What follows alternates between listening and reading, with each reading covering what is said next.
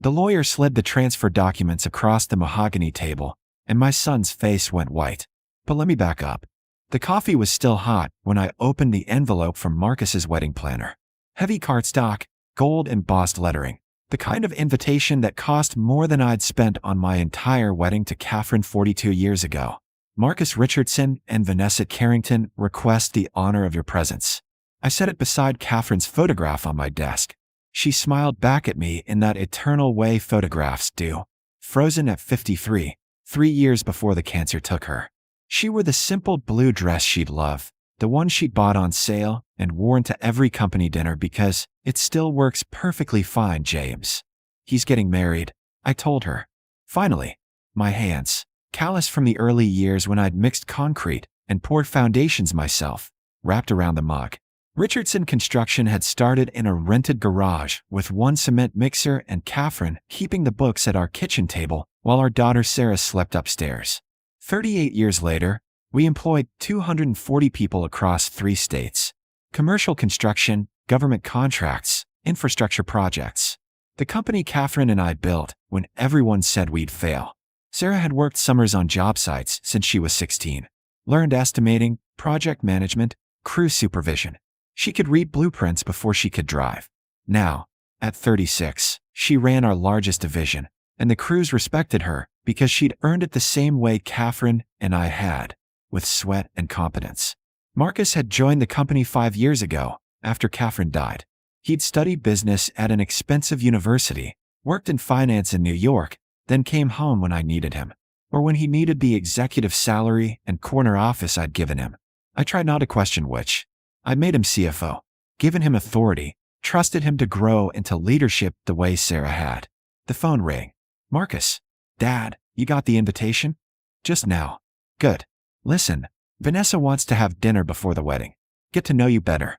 Next Saturday, 7 o'clock at the Carlyle. The Carlyle was the city's most expensive restaurant. Catherine and I had eaten there once, for our 30th anniversary. She'd insisted we split an entree because the prices were absolutely criminal. I'll be there, I said. And Dad, wear something nice. Not the gray suit. Vanessa's family is sophisticated. He hung up before I could respond. I looked down at my gray suit jacket, draped over the chair. The same suit I'd worn to business meetings, to Catherine's funeral, to Sarah's college graduation. It was clean, pressed, perfectly serviceable, but apparently not sophisticated enough. The Carlyle's dining room glittered with crystal chandeliers and white tablecloths. I arrived in my gray suit anyway, driving myself in the 12-year-old Ford F-150 that ran perfectly well despite Sarah's gentle suggestions about upgrading your image. Marcus sat at a corner table with a woman who looked like she'd stepped from a magazine. Mid-30s, blonde, wearing a dress that probably cost more than I paid my labors in a week. Diamonds sparkled at her throat and wrists. Dad, Marcus stood, his smile tight. This is Vanessa. She extended a hand with the limpness of someone and used to actual handshakes. Mr. Richardson, how lovely to finally meet you. Her eyes traveled over my suit, my work-worn hands, my salt and pepper hair that I cut at the same barbershop I'd used for 20 years. I could see her cataloging my inadequacies in real time. Congratulations on the engagement, I said, sitting. Thank you. Marcus has told me so much about the family business. She smiled, but it didn't reach her eyes. Though I must say, I expected more. More? Well, Marcus said Richardson Construction was quite successful. But you're so. She gestured vaguely at me. Modest. Marcus shifted uncomfortably. Vanessa means I mean exactly what I said. My father owns Carrington Development. Perhaps you've heard of it? We're worth $400 million. When Marcus told me about your little construction company, I assumed there was real wealth there. But looking at you, she laughed, light and cutting. I suppose I was mistaken. The waiter appeared. Vanessa ordered the most expensive wine on the menu without asking if anyone else wanted it. Your little construction company generates $43 million annually, I said quietly. We build hospitals, schools, infrastructure that serves communities. We employ 240 people with fair wages and full benefits. That's not modest. That's what matters. Vanessa sipped her water. How quaint. Marcus, your father is charming in that working-class way. Marcus said nothing, just looked at his menu. Sarah runs our largest division, I continued. She's been with the company 14 years. Works harder than anyone I know. Ah, yes. The sister. Vanessa's smile sharpened. Marcus mentioned her. Still unmarried. Still playing construction worker. How sad. Something cold settled in my chest. The same feeling I'd had 3 years ago when the doctor said Catherine's cancer was stage 4. Sarah is. Actually. Dad. We wanted to discuss something. Marcus finally looked up, and I saw something in his face I didn't recognize. Vanessa and I have been thinking about the company's future. What about it? Vanessa leaned forward. Marcus deserves to lead Richardson Construction fully, not share authority with his sister or operate under your shadow. When we marry, I expect my husband to control his family's assets completely. Sarah isn't. Your daughter is a complication. Marcus needs full ownership to make the business legitimate, to grow it into something actually valuable. Her voice was silk over steel. We're asking you to sign over complete control to Marcus. Immediately. Before the wedding. The restaurant noise faded to a distant hum. And Sarah? I asked. Can be compensated appropriately and transitioned out. We'll need the executive position for someone from my family's network anyway. Marcus wouldn't meet my eyes. I set down my napkin with careful precision. I see. Vanessa smiled like she'd won. I knew you'd understand. Marcus said you were reasonable. We'll have the lawyers draw up papers this week. I stood. Enjoy your dinner. I left them there, my son and his fiancée, and walked out to my truck under the cold stars. Catherine's voice echoed in my memory. Sarah has your heart, James. Marcus has your name. Make sure you remember which matters more. I drove to my lawyer's office and left a voicemail that would change everything. The documents were ready in 4 days. I didn't tell Marcus. Didn't tell Sarah yet either. I spent those days visiting job sites, watching crews pour foundations and frame walls. Real work. The kind that mattered. Tom Brenner, my senior foreman, found me watching a concrete pour on Wednesday. You all right, boss? You seem somewhere else. Just thinking about what we've built, Tom. You've been with me how long? 22 years next month. Catherine hired you. Said you had honest eyes. Tom smiled. Miss Catherine knew people. Best judge of character I ever met. She was. I watched the concrete flow, smooth and gray. She built this company as much as I did. More, maybe. No maybe about it. Rest of us knew it. She was the backbone. I thought about Vanessa's words. Little construction company. Working class. Modest. Catherine had worn sale dresses and kept books at a kitchen table and believed in paying people fairly. She fought me when I wanted to expand too fast. Made me remember that growth without foundation crumbles. She'd been right. Always. Tom, if things change around here, I need you to promise me something. Take care of the crews. Make sure whoever's in charge remembers their people, not numbers. He studied my face. What's happening, James? Just making sure the right things get protected. The wedding was Saturday. I arrived at the country club in my gray suit, driving my truck through a parking lot full of luxury cars that cost more than my crews made in 2 years. Inside, 200 guests mingled under crystal chandeliers. Vanessa's family filled half the room. Wealthy, polished, looking at Marcus's side like we were quaint entertainment. Sarah found me by the champagne table. She wore a simple navy dress, her work-calloused hands wrapped around a glass. This is quite a show, she said. Your brother chose this. Did he? Sarah's voice was soft. Or did he get chosen? We watched Marcus across the room, surrounded by Carrington development executives. Vanessa held his arm like a possession, not a partner. Dad, he asked me to resign. I turned to her. What? Last week. Said the company needed new direction after the wedding. Offered me a severance package. Her eyes were dry, but I saw Catherine's strength in them. I told him I'd think about it. The rage that had been simmering since dinner at the Carlisle reached a boil. You're not resigning. Dad, trust me, Sarah. Just trust me a little longer. The ceremony was brief and expensive. Vanessa wore a dress that cost more than I'd pay for my first house. Marcus said his vows like a man reciting a contract, not a promise. I thought of Catherine in her simple blue dress, saying, I do, in a courthouse with 2 witnesses and meaning every syllable. The reception filled a ballroom decorated like a magazine spread. Vanessa and Marcus sat at the head table like royalty. I was positioned at a side table, far from the center. Sarah sat beside me.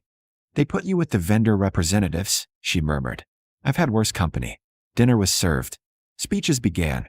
Vanessa's father spoke about merging dynasties and strategic family alliances. Marcus's best man made jokes about upgrading from construction boots to Italian leather. No one mentioned Catherine. No one acknowledged the company she'd built. Then Vanessa stood, champagne glass in hand. I want to thank everyone for celebrating with us. Special thanks to my father for his wisdom in helping Marcus understand his true potential. She smiled at Marcus. My husband is going to transform Richardson Construction into something extraordinary. With proper leadership and my family's connections, we'll finally make it a company worth the name. Sarah's hand found mine under the table. Vanessa continued, and I'm thrilled to announce that Marcus has agreed to fully modernize the business structure. Starting Monday, we'll be implementing significant changes. New executive team, new vision, new direction. Out with the old, in with the valuable. She wasn't even subtle about it. Marcus sat there, silent, letting her speak for him. I stood. The movement drew attention. The room quieted. That's a beautiful vision, Vanessa, I said.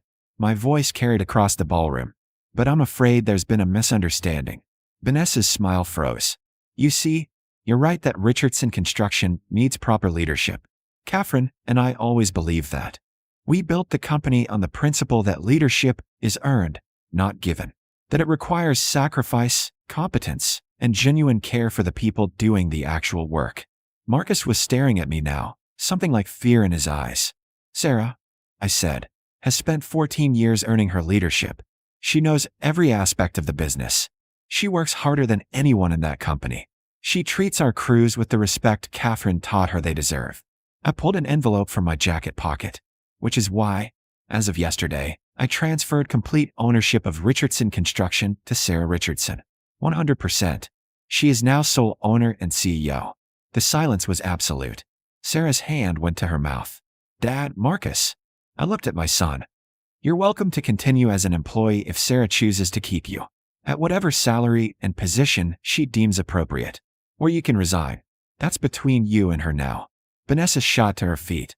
You can't do that. Marcus is your son, and Sarah is my daughter. The one who actually built this company alongside me and her mother. The one who never asked for anything except the chance to do good work. This is insane. Marcus, do something. But Marcus just sat there, staring at the table. Vanessa turned to me, her face twisted with rage. Well, Sue, we'll contest this. You're clearly senile, incompetent. The transfer is legal, notarized, and irrevocable. My lawyer made very sure of that. I set the envelope on the table in front of Sarah. The company is yours, honey. Run it the way your mother would have wanted. Sarah's eyes filled with tears. Vanessa was screaming now, but I was already walking toward the exit. I'd said what I needed to say.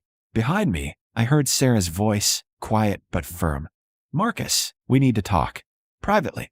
I drove home through the dark streets, past the first office Catherine and I had rented, past the equipment yard we'd built from nothing. The house was quiet when I got there. I made coffee and sat at the kitchen table where Catherine used to keep the books. I did right, I told her memory. Didn't I? My phone buzzed. A text from Sarah. Thank you. For everything. I won't let you down. I smiled and replied. You never have. Then I sat in the silence, drinking coffee, waiting for whatever came next. Sarah called a company-wide meeting for Monday morning. I wasn't planning to attend. It was her company now, her leadership to establish. But she asked me to be there. Just for this first one, Dad. Please. I arrived at the Richardson Construction headquarters at 7. The building Catherine and I had designed together, with wide windows and space for the crews to have proper break rooms instead of eating lunch in their trucks. The conference room filled with department heads, project managers, senior staff. Tom Brennard gave me a subtle nod from the back row. The tension was palpable. Everyone had heard about the wedding, the announcement, the transfer. Sarah stood at the head of the table in work boots and jeans, her hair pulled back the same way Catherine used to wear hers on job sites. I know you all have questions, she began. So let me be clear about what's happening. As of Friday, I am the owner and CEO of Richardson Construction. My father transferred complete control to me because he trusts me to run this company according to the values he and my mother built it on. She pulled out a folder. First decision, no one is being fired. No one is being restructured out. Tom, your job is secure. Everyone here who does good work and treats people with respect has a place in this company for as long as they want it. Relief rippled through the room. Second, We're increasing profit-sharing contributions by 15%. And we're establishing the Catherine Richardson Memorial Scholarship for employees' children pursuing careers in skilled trades or construction management. Tom's eyes went bright. Others nodded, smiled. Third, Marcus Richardson has chosen to resign, effective immediately. I've accepted his resignation. CFO duties will be distributed among existing staff until we hire someone who actually understands how a construction company operates. She looked around the room. My mother used to say that a business is only as good as the people who build it. Not the people at the top, the people who actually do the work. You all built this company. You're going to continue building it. And I'm going to make damn sure you're valued for it. The applause started with Tom and spread through the room. After the meeting, Sarah found me in my old office. I'd cleaned it out Friday, boxed up Catherine's photo and my reference books, ready to make space for whoever Sarah wanted in the role. You can stay, you know, she said. Come back as senior advisor. Part-time, full-time, whatever you want. This is your company now, Sarah. You don't need me looking over your shoulder. I'll always need my dad. She sat across from me. But you're right. I need to lead it my way. Your mother's way, you mean? Sarah smiled. Same thing. We sat in comfortable silence for a moment. What about Marcus? I asked. He signed the resignation papers this morning. Vanessa was with him. She screamed for 20 minutes about lawsuits and family betrayal. Sarah's voice stayed level. I told them the company is mine legally and they have no standing to contest it. Marcus didn't even fight. Just signed and left. And how do you feel about that? Sad. Relieved. Angry. She looked at Catherine's photo on the desk. Mom always knew, didn't she? That Marcus was. She searched for words. Weak, I said quietly. Not in ability. In character. Your mother saw it early. She loved him completely, but she knew he'd always choose the path of least resistance. She made me promise to protect the company from that weakness if it ever came to it. By giving it to me. By giving it to the person who actually loved it. Who understood what it was for. Sarah picked up the photo, studying her mother's face. I'm going to make her proud. You already have. 6 months passed. I sold the big house and bought a smaller place near the lake where Catherine and I used to talk about retiring. I spent mornings fishing, afternoons reading, evenings cooking simple meals in a quiet kitchen. Sarah sent weekly updates. The company was thriving under her leadership. 2 new government contracts secured. Employee retention at an all-time high. Profit margins stable despite increased worker benefits. Marcus and Vanessa moved to New York. I heard through mutual acquaintances that the marriage was strained. Vanessa had expected wealth and control. Marcus had delivered neither. They lasted 8 months before filing for divorce. Marcus called me once, 3 months after the wedding. Dad, I need to apologize. I waited. Vanessa was wrong. I was wrong. I got caught up in wanting to impress her, wanting to be someone I'm not. And I betrayed Sarah. Betrayed you. Betrayed everything Mom built. Yes, I said. You did. Is there any way to fix this? I thought about Catherine, about her capacity for forgiveness tempered with her insistence on accountability. Talk to your sister. Not to get your job back. Just to rebuild the relationship. If she's willing to forgive you, that's her choice. But the company is hers, Marcus. That's not changing. I know. His voice was small. I think I always knew she should have had it. I just want it. I don't know what I wanted. Figure that out. Then maybe you'll be worth having around again. We hung up. I don't know if he ever called Sarah. That was between them. On what would have been Catherine's 59th birthday, Sarah picked me up in the company truck. Where are we going? I asked. You'll see. She drove to the construction site of a new community center in the neighborhood where Catherine had grown up. The foundation was poured, walls framing up, crews moving with practiced efficiency. A sign at the entrance read, Catherine Richardson Community Center, Building Futures, honoring legacy. Sarah parked, and we walked to where Tom supervised the framing crew. This is the scholarship fund's first project, Sarah said. We're building it at cost. It'll have job training programs, after-school care, community spaces. Everything Mom believed in. I stared at the sign, at my wife's name in bold letters. She'd say it was too much fuss, I managed. Probably. But she'd also understand why it matters. Sarah took my hand. Dad, you gave me the company. But Mom gave me the reason to run it right. This is me honoring both of those gifts. We stood there watching the crew work, young people and experienced hands working together, building something that would serve the community for decades. Catherine's legacy, in wood and concrete and human effort. That evening, I sat on my small deck overlooking the lake. The sunset painted the water gold and red. I had a beer and Catherine's photograph and the quiet satisfaction of knowing I'd made the right choice. My phone buzzed. A photo from Sarah, the framing crew taking a break, Tom in the center, everyone smiling. The caption read, "Mom would have loved this." I replied, "She does." The sun sank below the horizon. Night settled over the water. Inside, I'd heat up leftovers and read the book on my nightstand and go to bed at a reasonable hour. Simple, modest, working class, as Vanessa would say, but honest, built on the right foundations. Lasting. I raised my beer to Catherine's photograph. "We did good, love. Sarah's going to carry it forward. The right way? Your way." The photograph smiled back, eternal and certain. And in the growing dark, with the lake lapping at the shore and the last light fading from the sky, I felt something I hadn't felt since Catherine died. Peace. Not the absence of pain, but the presence of purpose fulfilled. The knowledge that what we'd built, both the company and our daughter, would endure. That was enough. That was everything. I finished my beer, kissed Catherine's photograph, and went inside to the quiet house that was exactly the size I needed. Tomorrow I'd fish. Maybe drive out to a job site and watch Sarah lead. Maybe have lunch with Tom and hear stories about the cruise. Simple days. Good days. The kind Catherine and I had always worked toward. The kind that, in the end, mattered more than any amount of money or status or sophisticated approval. I turned off the lights and stood at the window, looking out at the stars reflected on the lake. "Thank you," I said to Catherine, to the universe, to whatever force had guided me to make the right choice when it counted.